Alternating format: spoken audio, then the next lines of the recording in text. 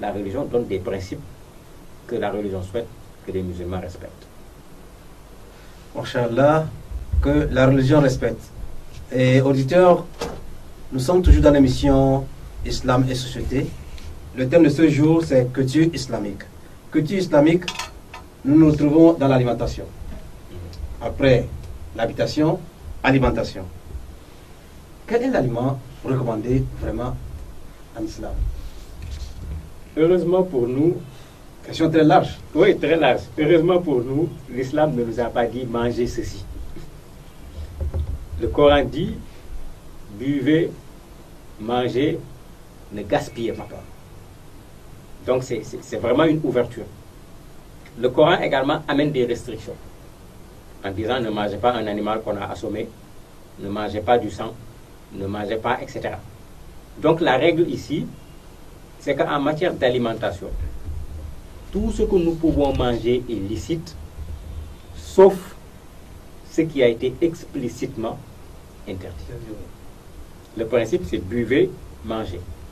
La restriction, quand je vais dire on ne mange pas telle chose, il faut qu'il y ait une source claire qui interdit de manger ou de boire cette chose-là.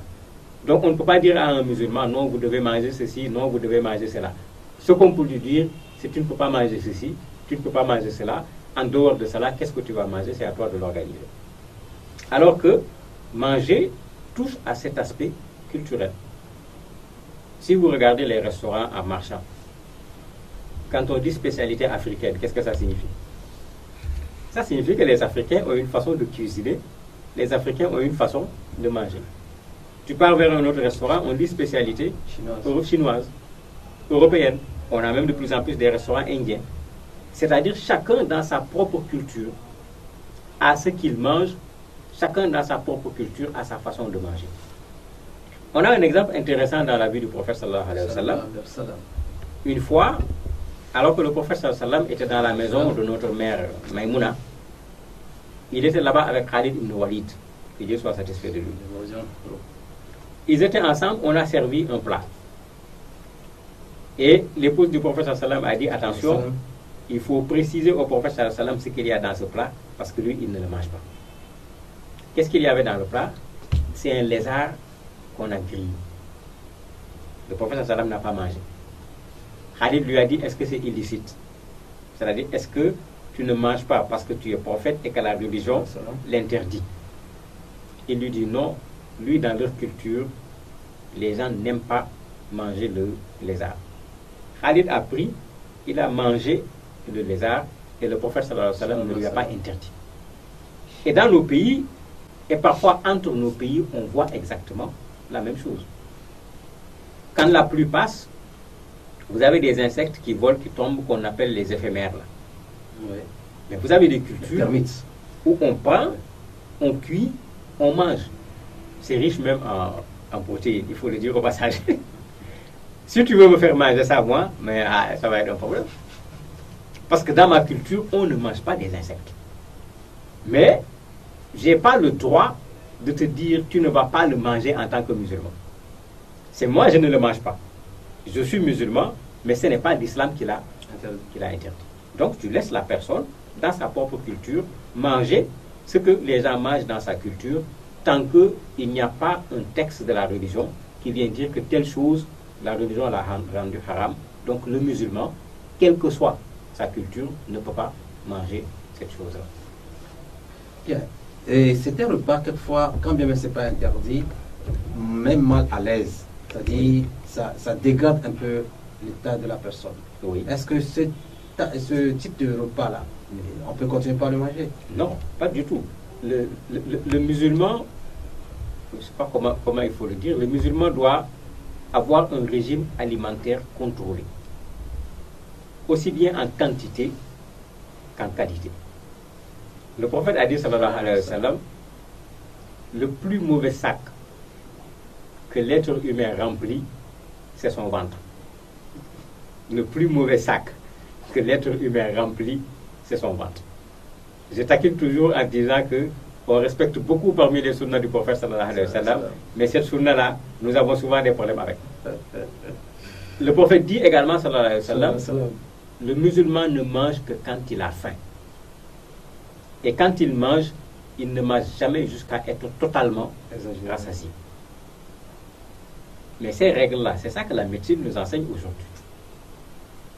Parce que, en se bourrant le ventre, parce que la nourriture est intéressante, on oublie que l'homme dans la journée a besoin d'une ration alimentaire pour fonctionner pendant la journée.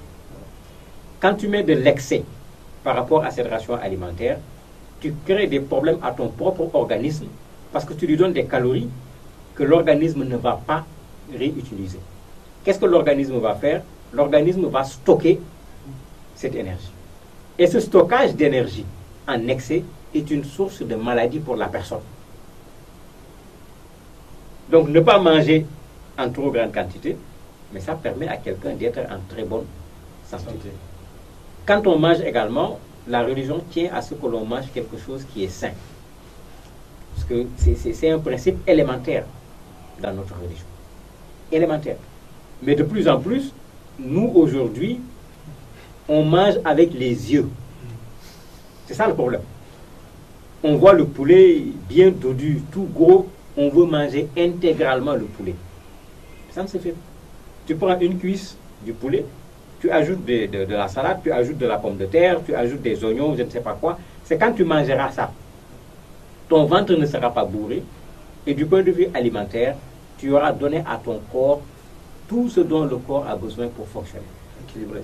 Mais quand on mange au point de se rendre malade, on est en contradiction avec le Coran.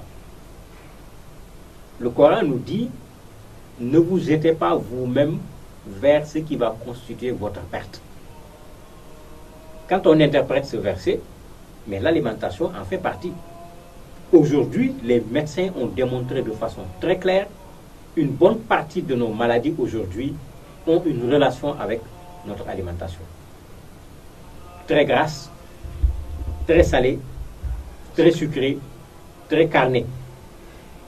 Ils expliquent fatigués, les gens refusent d'écouter, mais le résultat, il est là. Nos grands-pères n'avaient pas des maladies comme nous en avons tous les 15 jours ou toutes les 3 semaines. Pourquoi? Parce qu'ils mangeaient sain. Ils mangeaient de façon naturelle et c'est des gens qui étaient actifs. Nous, c'est le contraire. On ne bouge pas et on veut prendre encore beaucoup plus d'énergie que nos grands-parents qui, quand ils mangeaient, redépensaient l'énergie qu'ils avaient accumulée. Mais nous, on mange beaucoup. On mange huilé, on mange salé et après, on est là posé. On ne veut pas bouger, on ne veut pas courir, on ne veut pas faire du sport, mais nous créons nous-mêmes la maladie. Alors que le corps est un dépôt. Dieu nous a confié un dépôt. Il faut qu'on le gère comme il se doit. Et l'alimentation, le sport participent à la gestion de ce corps-là, comme l'islam nous demande. Oui. Et vous parlez de cette alimentation que l'islam nous demande. Et toujours dans cette alimentation, au cours des fêtes, il y a des exagérations quelquefois dans le repas. Oui. Et par exemple, je parle de tabaski ou bien pendant Ramadan. Et vous avez dit que c'est le moment où il faut faire de la réduction, mais c'est en ce moment qu'on voit d'autres encore manger plus. Oui, ça c'est encore cet aspect culturel qui a fait que le Ramadan est un très grand moment dans l'islam. Il y a un économiste sénégalais qui est décédé qui dit que les Africains aiment faire la fête de façon baobabique. En fait, c'est ça qui nous arrive.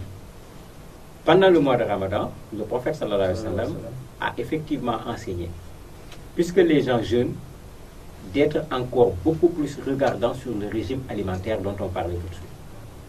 C'est déjà la règle dans l'islam. Oui. Mais pendant le mois de Ramadan, on demande qu'on soit beaucoup plus regardant pour que, puisque la personne ne va pas manger toute la journée, que ce que la personne va manger le matin, avant de jeûner, que ce que la personne va manger le soir, après avoir jeûné, permette à la personne de récupérer son énergie et de pouvoir fonctionner normalement. Les gens ont pris ça et ils sont allés très loin avec. Parce En se disant, voilà, en se disant, le prophète sallallahu alayhi wa sallam a dit, donc on va le faire. Et le manger avec les yeux, c'est pendant le Ramadan que tu le vois de façon typique. Je vois quelque chose, j'achète. Je vois autre chose, j'achète. C'est toujours les yeux. Mais quand j'ai rompu mon jeûne le soir, dans quel ventre je vais mettre tout ça? Le résultat, c'est qu'après, il y a de la nourriture qui va pourrir. Ce qui pose deux problèmes. J'avais dit tout à l'heure, le Coran a dit, buvez, mangez, mais il avait précisé, ne gaspillez pas. Ici, il y a le gaspillage. Alors que la religion refuse catégoriquement le gaspillage. Ailleurs dans le Coran, Dieu dit que ceux qui gaspillent sont les frères de Satan. Donc un musulman doit tout faire pour ne pas produire un excès de la nourriture et laisser cette nourriture pourrir. Dans ce cas précis, nous sommes dans la culture avec grand C ou petit C. On est dans la culture avec grand C, c'est ça le principe de la religion. Dans la culture avec petit c, on pense qu'il faut que dans la maison, pour que moi, le chef de famille, que je sois satisfait, que tout le monde mange, que tous les ventres soient remplis,